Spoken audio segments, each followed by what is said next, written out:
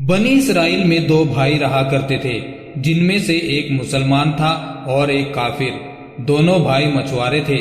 کافر بھائی بتوں کی پوجا کرتا تھا اور جب مچھلی پکڑنے کے لیے پانی میں جال ڈالتا تو اس کا پورا جال مچھلیوں سے بھر جاتا تھا، یہاں تک کہ اس کو جال کھینچنا مشکل ہو جاتا۔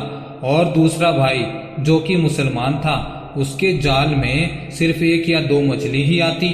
وہ اس مچھلی کو لے کر اللہ کا شکر ادا کرتا اور اپنے پروردگار کی عبادت میں مشغول ہو جاتا۔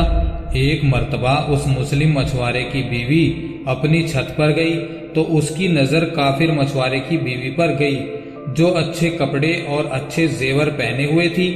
یہ دیکھ کر اس مسلم مچھوارے کی بیوی کے دل میں لالچ پیدا ہو گیا اور وہ بولی کہ کاش میرے پاس بھی اتنی دولت ہوتی۔ یہ سن کر کافر کی بیوی بولی کہ تو اپنے شوہر کو بھی راضی کر لے کہ وہ بھی میرے شوہر کے معبود کی عبادت کرے تاکہ تو بھی میری طرح دولت مند ہو جائے۔ یہ سن کر مسلمان کی بیوی کچھ غمزدہ ہو کر نیچے آئی۔ پھر جب اس کا شوہر گھر آیا تو اس نے اپنی بیوی کو غمزدہ دیکھ کر اس سے پوچھا کہ کیا بات ہے، تم اتنی اداس اور مایوس کیوں ہو؟ تو اس کی بیوی بولی کہ یا تو تم مجھے طلاق دے دو یا تم بھی اپنے بھائی کے معبود کی عبادت کرنے لگو۔ یہ سن کر اس کے شوہر نے کہا کہ اے اللہ کی بندی، کیا تو اللہ سے نہیں ڈرتی جو تو کفر کی بات کرتی ہے؟ تو وہ بولی کہ بس کرو، اتنی باتیں مت بناؤ، میں اس طرح بھوکی نہیں رہ سکتی، جبکہ دوسری عورتوں اور تمہارے بھائی کی بیوی کو میں دیکھ رہی ہوں کہ وہ اچھے اچھے کپڑے اور اچھے زیور پہنتی ہیں، میں ہمیشہ افسوس کر کے ہی رہ جاتی ہوں، اب مجھ سے یہ سب برداشت نہیں ہوتا۔ جب اس مسلم مچھوارے نے دیکھا کہ اس کی بیوی ضد پر آ گئی ہے اور وہ نہیں سمجھ رہی تو اس نے اس سے کہا کہ ٹھیک ہے، تم پریشان مت ہو، کل سے میں مزدوری کروں گا اور خوب محنت کروں گا اور تمہیں روزانہ 2 درہم دیتا رہوں گا۔ ان 2 درہم سے تم اپنی ضرورت کی چیزیں دھیرے دھیرے کر کے خرید لینا۔ یہ سن کر اس عورت کو تسلی ملی۔ صبح صبح وہ مسلمان مچھوارا اپنے گھر سے مزدوری کی تلاش میں نکلا، لیکن کہیں بھی اسے کوئی کام نہیں ملا۔ وہ ادھر ادھر پھرتا رہا لیکن کسی نے بھی اس کی مدد نہیں کی۔ آخر کار وہ مایوس ہو کر ایک تالاب کے پاس جا کر بیٹھ گیا۔ پھر شام ہونے تک وہ اللہ کی عبادت کرتا رہا اور جب وہ گھر آیا تو اس کی بیوی نے کہا کہ تم آج اتنی دیر تک کہاں تھے؟ تو وہ کہنے لگا کہ میں بادشاہ کی خدمت میں تھا، بادشاہ نے مجھ سے دن بھر کام کرنے کی شرط رکھی ہے۔ یہ سن کر اس کی بیوی بولی کہ وہ بادشاہ تم کو کیا دے گا؟ تو اس نے جواب دیا کہ میرا بادشاہ بڑا کریم ہے اور اس کے خزانے خوب دولت سے بھرے ہوئے ہیں، وہ مجھے وہ سب دے گا جو میں اس سے مانگوں گا۔ پھر وہ اسی طرح 2 دن تک اپنے خدا کی عبادت میں لگا رہا۔ جب تیسری رات ہوئی تو اس کی بیوی نے کہا کہ اگر تم نے کل مجھے درہم نہیں لا کر دیے تو تم مجھے طلاق دے دینا۔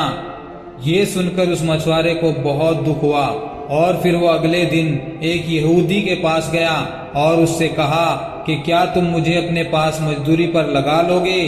یہ سن کر اس یہودی نے کہا کہ ہاں، میں تمہیں مزدوری پہ لگا لوں گا، مگر ایک شرط ہے کہ میرے پاس تمہارے کھانے پینے کا کوئی انتظام نہیں ہوگا۔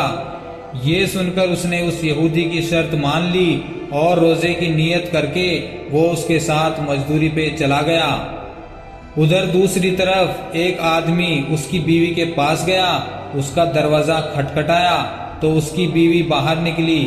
اس آدمی نے اس کی بیوی کو 29 اشرفیاں دی اور اس سے کہا کہ یہ تمہارے شوہر کی مزدوری ہے، تمہارا شوہر 29 دن سے بادشاہ کی خدمت میں تھا اور آج تمہارے شوہر نے بادشاہ کو چھوڑ دیا۔